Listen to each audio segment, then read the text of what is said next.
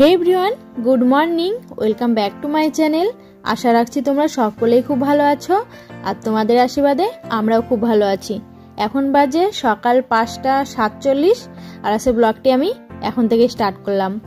আমি তো আগে 7টা কি 7:30টার দিকে ঘুম থেকে উঠতাম, কিন্তু প্রায় সপ্তাহখানেক হলো আমি ভোরবেলা ঘুম থেকে উঠছি মোটামুটি 5:30 কিংবা এরকম সময়। আজকে যে সময় উঠলাম, আসলে 5:30টার দিকে অ্যালার্মটা দেওয়া হয়, উঠতে উঠতে 5-10 মিনিট লেট হয়ে যায়।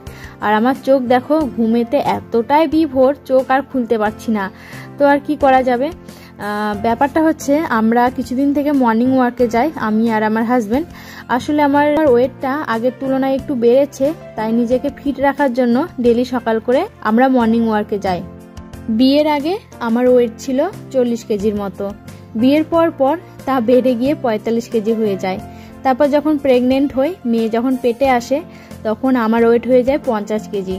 তো 50 কেজি থেকে কমা তো দূরের কথা, এখন দিনে দিনে বেড়েই যাচ্ছি, প্রায় 52 কেজি হয়ে গেছি। এর থেকে বেশি ওয়েট হলে আমাকে একদমই ভালো লাগবে না, যেহেতু আমি অতটাও লম্বা না, একদম গোলুমুলু লাগবে। আমার হাজব্যান্ড আমার থেকে অনেকটা লম্বা, ওর পাশে আমাকে একদমই মানাবে না। তো সেই জন্য হাজব্যান্ডকে জোর করে আমি সকালে উঠে মর্নিং ওয়ার্কে নিয়ে যাই। তো চলো যাওয়া যাক। আর মেয়ে তো এই সময় ঘুমিয়ে থাকে, তো সেই জন্য নিশ্চিন্তে ঘরের দরজাটা দিয়ে আমরা বেরিয়ে পড়লাম। আর আজকের ওয়েদারটা মোটামুটি বেশ ভালোই আছে, ঠান্ডা তো অনেকটাই কমে গেছে, কিন্তু দুদিন আগেও প্রচণ্ড কুয়াশা হচ্ছিল এরকম সময়। আজকে কুয়াশাটা তেমন নেই।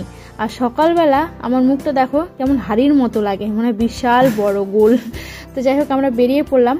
আর আমার হাজব্যান্ড আমার থেকে যেহেতু লম্বা, ওর পায়ের ধাপগুলো অনেক বড় বড় হয়, ওর সঙ্গে হাঁটতে নিলে আমি একদম হাঁপিয়ে যাই। আমরা ডেলি প্রায় 40 মিনিটের মতো হেঁটে থাকি।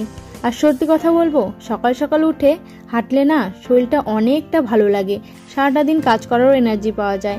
তো দেখো 7টা বেজে গেছে, আমরা বাড়িতেও চলে এসেছি।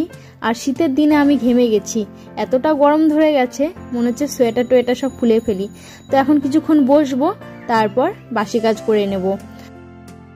বাসি কাজ বাজ করে বাসি নাইটিটা চেঞ্জ করে চলে এলাম রান্নাঘরে। এবার চা বসিয়ে দেব, তার আগে গরম জল করে খেতে হবে।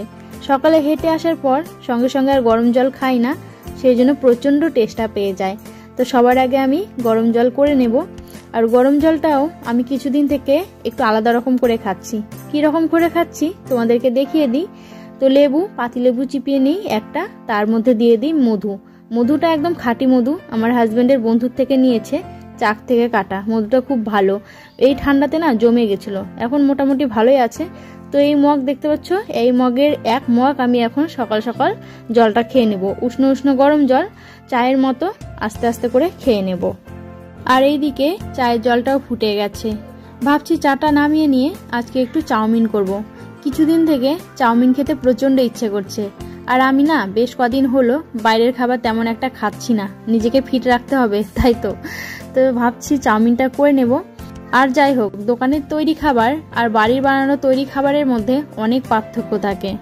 দোকানের তৈরি খাবারে একই তেল বারবার ইউজ করে, যার জন্য খাবার একদম আনহেলদি হয়। আর বাড়িতে টাটকা টাটকা সব কিছু দিয়ে তৈরি করব, খেতেও বেশ ভালো লাগবে। চায়ের পাট চুকলো, এবার আমিও কিছু খেয়ে নিই। তোমরা জানোই আমি চা খাই না, তো সেই জন্য এখানে নিয়ে নিয়েছি 5 রকমের ড্রাই ফ্রুট।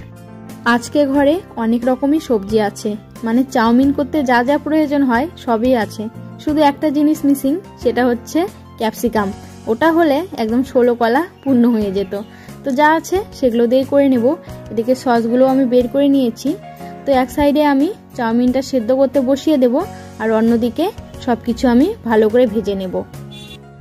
যখনই দেখি আমার ওয়েটটা একটু বেড়েছে, তখনই আমার চিন্তা ধরে যায় কিভাবে এখন ওয়েটটা কমাবো। একে তো আমি খেতে প্রচণ্ড ভালোবাসি, খাবার দেখলে আমি নিজেকে কন্ট্রোল করতে পারি না। অনেক ভাবি যে খাবো না, না খেলে কি হবে, কিন্তু খাবারটা যখন চোখের সামনে আসে, না খেয়ে আর পারি না। এই করে করে আমার 40 কেজি থেকে আজ 52 কেজি ওয়েট হয়ে গেছে। তো ভাবছি এখন থেকে কন্ট্রোল না করলে পরে মুশকিলে পড়ে যাব, কারণ যত দিন যাচ্ছে দিনের দিনে ওয়েটটা আমার বেড়েই যাচ্ছে। আমি কিন্তু খুব একটা ভাত খেতে পারি না। আমার ভাত খাওয়া দেখে আমার শ্বশুর মশাই, শাশুড়ি মা, এমনকি আমার বাবা মা, আমার হাজব্যান্ড পর্যন্ত বকায়, মানে এক মুঠ করে বাচ্চারা যেরকম ভাত খায় ওরকম ভাত খায়। কিন্তু ফাস্ট ফুড এত খেতে ভালোবাসি, ওগুলো খেয়ে খেয়ে আজ আমার এই অবস্থা। এবার হাজবেন্ডও চলে এসেছে রান্নাঘরে আমাকে হেল্প করতে। তোমরা হয়তো ওর হাত দেখে বুঝতে পারছো। আসলে মেয়ে উঠে পড়েছে, তাই হাজবেন্ড বলল যে বাকি রান্নাটা আমি করছি, তুমি গিয়ে মেয়ের মুখ টুক ধুয়ে দাও।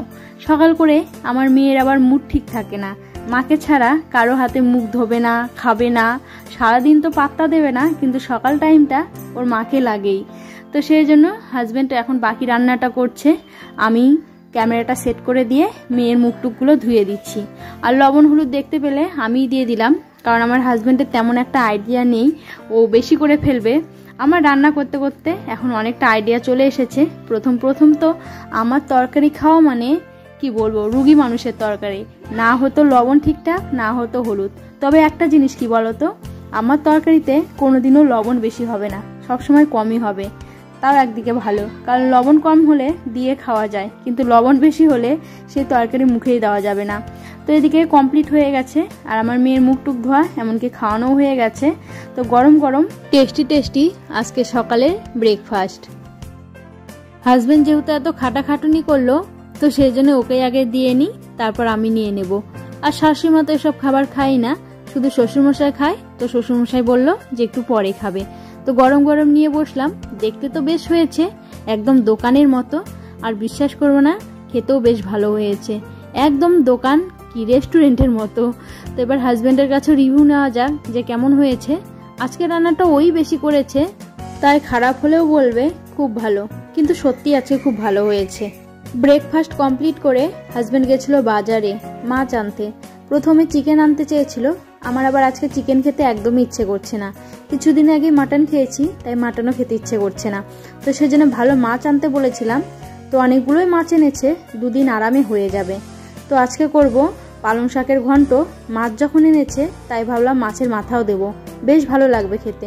আর এইদিকে ভাতটাও বসিয়ে দিয়েছি। তো বন্ধুরা, রান্না বান্না কমপ্লিট করে তারপর তোমাদের সঙ্গে দেখা করছি। আর আজকে কি রান্না করলাম চলো একবার দেখিয়ে দিই। তো হাঁড়ি ভর্তি প্রথমে ভাত দেখিয়ে দিলাম।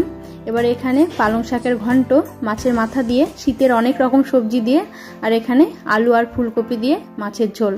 তো রান্না বান্না কমপ্লিট করে এবার গ্যাসটা মুছে নেব। আর সকালে আমি আর কিছু খাবো না, মেয়েকে ভাত খাইয়ে দেবো শুধু, তাহলেই কমপ্লিট হয়ে যাবে। কিছুদিন হলো সকালের ভাতটা আমি স্কিপ করে যাচ্ছি, মানে সকালে খাই না, একদম দুপুরে স্নান পুজো করে তারপর খাওয়া দাওয়া করে নিই। রান্নাঘরের কাজ কমপ্লিট করে চলে এলাম দোকানে। অনেকক্ষণ আগে একটা বউ ছবি তুলে গেছে, মানে ডবল ছবি, পাসপোর্ট সাইজের ছবি নেবে। তো ছবিটা তখন আমি বের করতে পারিনি, কাজে একটু ব্যস্ত ছিলাম, তাই মহিলাটাকে বলেছিলাম যে 1-8 ঘন্টা পর এসো। তো আসার সময় হয়ে গেছে, ফটাফট আমি কম্পিউটারটা অন করে ছবিটা বের করে দিই। এই হচ্ছে 12 কপি পাসপোর্ট সাইজের ছবি। তো ঠিক আছে বন্ধুরা, আচ্ছা ব্লগটি আর কন্টিনিউ করছি না, কারণ এবার স্নান করতে হবে, পুজো করতে হবে, তারপর মেয়েকেও স্নান করে দিতে হবে, অনেকটা বেলা হয়ে গেছে। তো আচ্ছা ব্লগটি আমি এখানেই শেষ করছি। ব্লগটি যদি ভালো লাগে তো অবশ্যই একটা লাইক করো, আর কমেন্টে জানিও কেমন হয়েছে। আজকের মতো বাই বাই, সবাই খুব ভালো থেকো।